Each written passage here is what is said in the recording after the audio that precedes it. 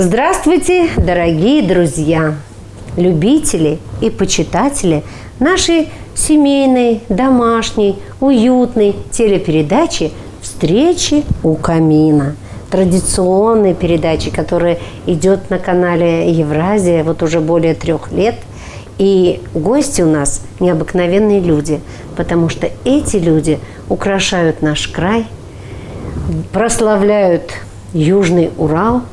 И даже в таких местах, где, казалось бы, далеко от города, от больших поселков, создают то, о чем мы сегодня вам хотим рассказать.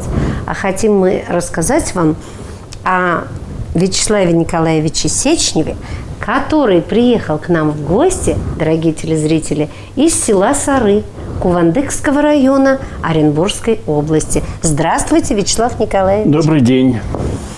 Как доехали, первый вопрос? Дорога нормальная. Дорога нормальная. Ехать можно. Да. Почему нас с вами так тянет в это село Сара? Я объясняю телезрителям. Да потому что, когда мы хотим отдохнуть, когда мы хотим от всех забот откреститься, да, мы пытаемся куда-то выехать. И куда мы едем? В нашу Оренбургскую Швейцарию. И Сара – это, наверное, первое поселение, да, Оренбургской Швейцарии? Или еще впереди что-то? Да, если подходить именно с вашей точки зрения, то действительно Сара – уникальное место. Угу. Если Кувандык в целом называют Швейцарией, то Сара со своим девственным лесом, да. Именно лесной массив, в котором она располагает, он создает уникальный образ этого села и возможности вот именно сейчас в летнее время увидеть всю красоту Оренбуржья, вот, изменив представление, что это лес, степи, степи, а когда окунешься в эти лесные массивы, то становится действительно приятно, и есть отдохнуть и глазу, и душе, и всему остальному. Ну, мы же туда еще едем к водопаду, конечно, к озеру. Как образовалось это озеро? Как оно называется? В свое время, когда строили газопровод, то наше хозяйство имело, кратковременно, но имело нормальные отношения со строителями газопровода, у них, которые располагали тяжелой техникой. Тяжелые техники – это бульдозеры, которыми создали естественную плотину, навалив огромное количество грунта и проделав рядышком в скальном массиве прорам, через который излишки стекали. И вот так образовалось это озеро, которое… Ну, а в подарок вот вы нам сейчас привезли, Вячеслав Николаевич, историю Петропавловского прихода села Сара. Вы сами историк, правильно? Да. Преподавали историю. До 2006 года, то есть до избрания председателем исполкома Саринского сельского совета, главой администрации, проще сказать, я более 30 лет работал в Саринской средней школе учителем истории. И вот то, что сейчас я держу в руках, по крупицам, по крохам, это собиралось в свое время до меня. Моя задача заключалась в том, чтобы продолжить эту поисковую работу по истории Сары и собрать воедино. Нашелся такой подвижник, как Раиса Михайловна Вострикова, это преподаватель Оренбургского государственного политехнического института. И она объединила наши усилия, именно обладая умением редактировать, компоновать материал.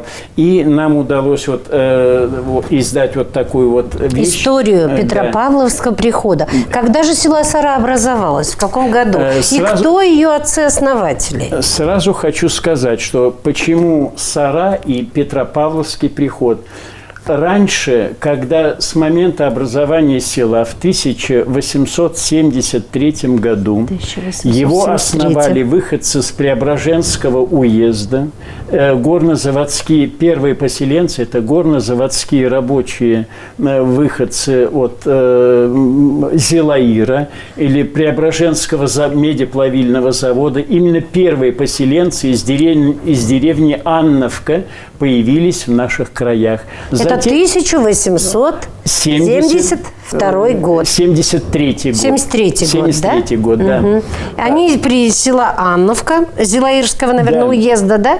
А в связи с чем их перебросили в Апсару? Вы знаете, вы извините, я, наверное, напутал. Это 1863 год. А, нет, да? 800... Раньше Орска, да, образование, нет? Есть, Ну, ничего страшного, сейчас посидим, вспомните. Нет, тут это... да, 1867 год. Это немножко волнение сказывается.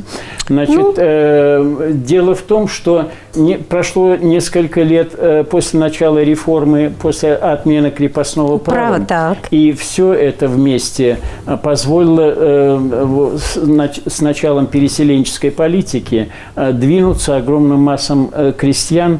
И вот это как раз и сподвигло то, что вот эти земли, неосвоенные пока еще земли... То есть людям давали землю? Не давали, они приезжали. Так. Выходцы вот на нашей земле, которые появились, они арендовали землю у башкирских баев. Это были башкирские земли. Так. Затем они выкупили. В областном архиве имеется купчие, где от 20 копеек до 50 копеек за десятину земля была выкуплена в количестве примерно 12 тысяч десятин и выкуплена на вечное пользование.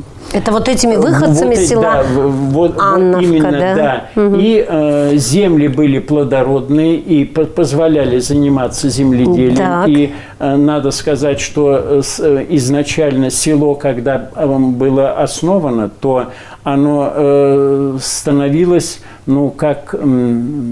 если сравнить с другими селами, как основательное, серьезное и достаточно зажиточное село. В селе была заложена церковь первозванных апостолов Петра и Павла. Отсюда официальное название села было село Петропавловское. Петропавловск. Это название местности в переводе с башкирского означает «желтая глина», Сарабалчик. Залежи охры в окрестностях Сары, залежи глины, достаточно такой жирной и дающей возможность изготавливать строительный материал саман. Те, кто помнит... Саманные домики, да? Саманные домики. Сейчас это архаичность и такое уходящее уже скоро исчезнет, совсем не будет. Там сохранились кое-где в деревнях отдельные постройки саманного типа. А все остальное, в то время это был один из основных строительных компонентов строительного материала для строительства домов. Сколько было первых поселенцев, которые приехали? Вы знаете, И какой национальности были? Вы знаете, по национальному составу это были русские, украинцы. Это в основном. Затем появлялись поселенцы из других областей и регионов, как говорят сейчас в России, Тамбовской, Саратовской. Но в основном это русскоязычные население было, да? Но достаточно определенное количество было переселенцев с Украины. Почему? Потому что плодородные земли Украины в этот период времени были востребованы как никогда, и обезземелившиеся крестьяне вынуждены были в этот период времени передвигаться в Сибирь, на Урал и осваивать новые земли, благодаря которому вот этому движению как раз и эти земли были втянуты в этот оборот. Вот так и образовалось ваше вот поселение. Да, Вячеслав село. Николаевич, Вячеслав Николаевич, правильно же называют? Правильно, слава богу, не ошибаюсь пока. Вот, вопрос у меня еще к там. А вот арчане еще знают это место как Бермудский треугольник, когда зимой в метель, во внедорожье, по Оренбургскому тракту, когда въезжают там на это плато где-то в этом районе. Вас не интересовал вопрос, с чем это связано? Почему это место такое у нас? Знаете, вопросов С очень точки много. зрения Мы, как природы. живущие в этой местности, мало задумываемся. Почему? Потому что, есть поверье такое, чем меньше будешь думать, тем меньше возможности накликать беду на себя. Это Понятно. раз. Второе. Вот среди водителей по всей России, теперь можно говорить так.